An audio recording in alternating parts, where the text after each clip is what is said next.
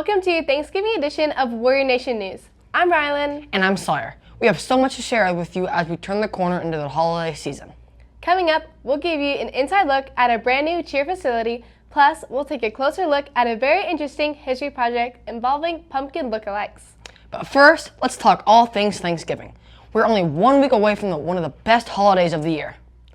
It's the season of gratitude, so we wanted to find out what some of you are thankful for. I'm grateful for my sister because she's always there whenever I need her the most. I'm grateful for the school I go to because just all the great people that go to it, the teachers, the friends, and the food. I'm grateful for my 3 brothers because they support me in everything I do. I'm most grateful for my friends and my family and being able to be here at a school where you can worship God and freely, and it's been an amazing place, so that's what I'm grateful for. I'm really grateful for my family and all the friends that I have here at Liberty. They've gotten me through a lot of hard times that I've went through in my life. Probably my friends and family, just because they're always there for me. What I'm most grateful for is my family and all the sacrifices that they have made for my sports and just my school that I get to go to. I am grateful for my family, my wife, and my 9-month-old son, Brooks. I've been blessed with an amazing daughter. She's 16, and she truly has just been the light of my life. She has such a kind, sweet heart. The way she treats people is just, it's just absolutely amazing, and she treats me that way, and it just makes me feel so special and loved. I'm really grateful for my family because they're always there for me. You know what I'm really thankful for? A week off from school. Me too. Liberty will be closed all next week, so we hope you enjoy your time off. We hope you make some good memories with your family and friends. And be sure to eat some yummy food. Speaking of food, what are the best Thanksgiving dishes? We went on a mission to find out in one of our favorite segments, This or That. Let's see what y'all had to say. So, Emery, would you rather have turkey or ham? I think I'd rather have the ham because honestly it just looks better. Turkey because it tastes better and it's just better for Thanksgiving. Oh man, that's a hard question. Both? Definitely turkey. Turkey because I'm a vegetarian. I would rather have turducken. Can you explain? It is a turkey with a duck and a chicken all stuffed together. Stuffing or green bean casserole?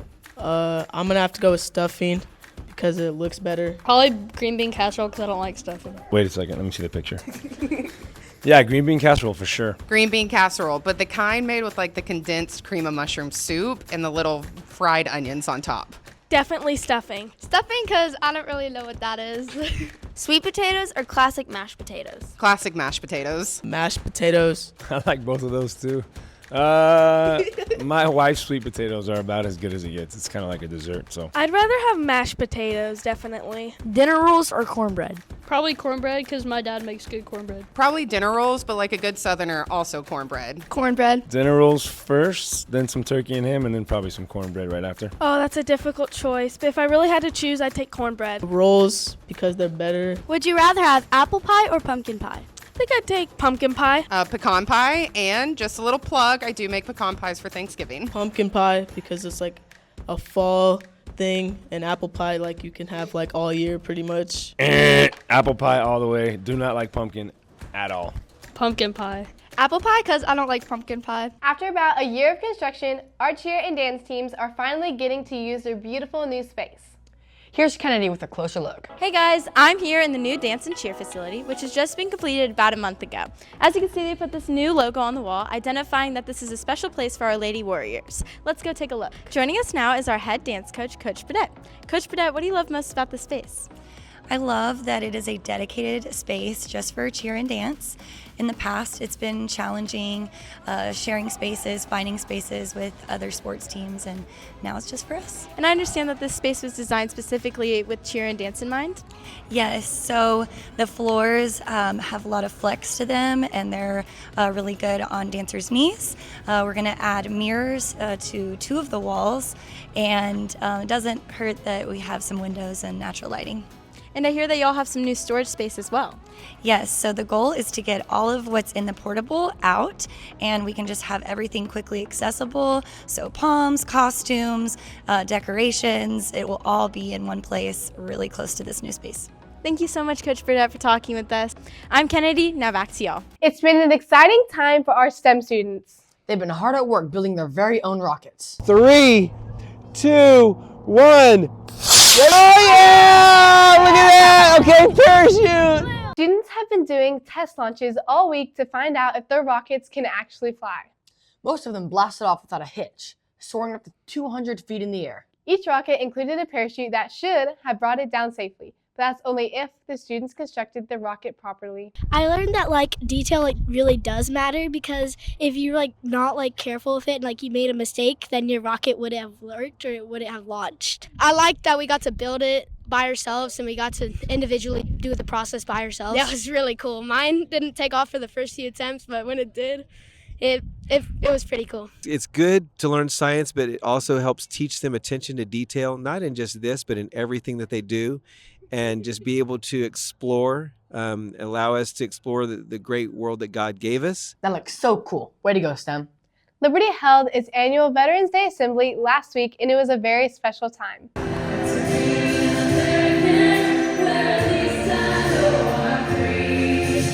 The middle school and upper school came together to show their appreciation for our service members. There were about 30 veterans from several different military branches in attendance. Former Navy SEAL Edward Crawford shared his experience as an intelligence officer in Afghanistan, and he had one simple message for the students of Liberty. You all have a God-given talent and gift, and you can use that for yourself or you can use it for others. I would encourage them, whether it's singing, whether it's football, whether it's serving in the military, to take their God-given gifts and talents and use those to uplift others and help change the world, make the world a better place. Our fall sports have come to an end, and winter sports are in full swing.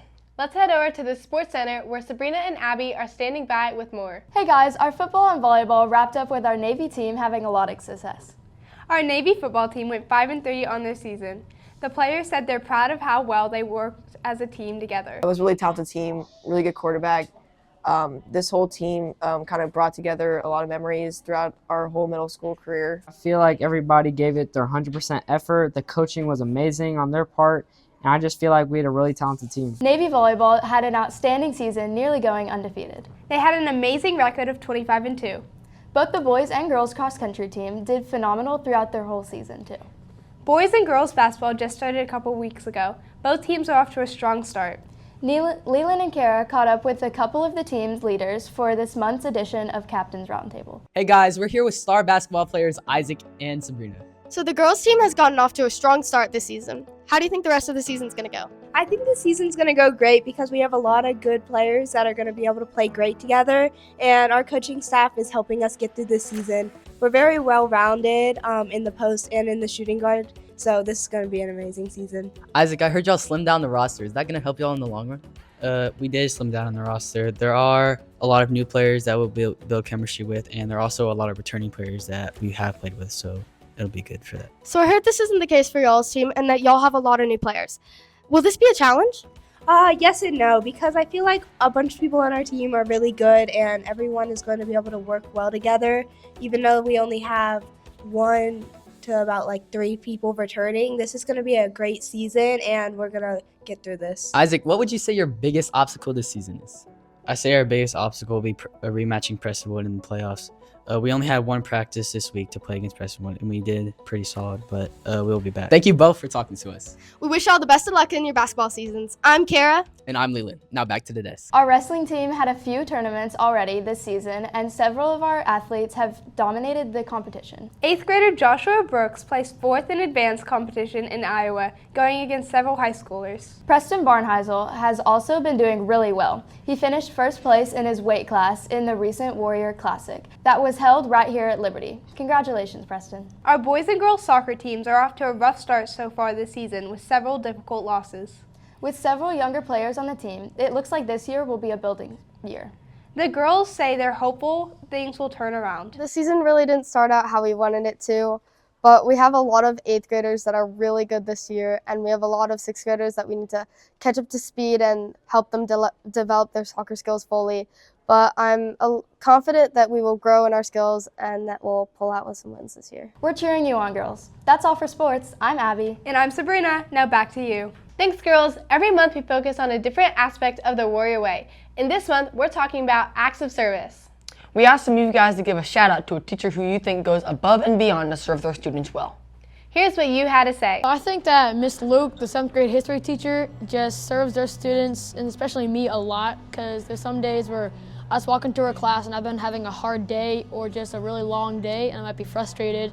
And she just really, her joy just brings joy to me, I guess. I think Miss McGraw really serves her students well because she's just like so kind and she just like makes people happy with her smile, and then she's so calm. I just love that about her. I think Pastor Braden serves his students because if you're in a bad mood or if you need some encouragement, his door is always open and you can just go there and he'll always cheer you up. I think Miss Kirk, because like last year whenever I was in her class and like someone was like sad, she would like comfort them and like give them Jolly Ranchers. I think it's Miss Gallo because she serves as a mentor to all of us students, and even when we pass her class to a freshman, she'll still want to mentor us. I think Coach Bradshaw serves my class very well because even if you have a bad grade, he tries to help you to get your grade up. I would just have to say Miss Spooner, just because of how many service opportunities she gives with NJHS.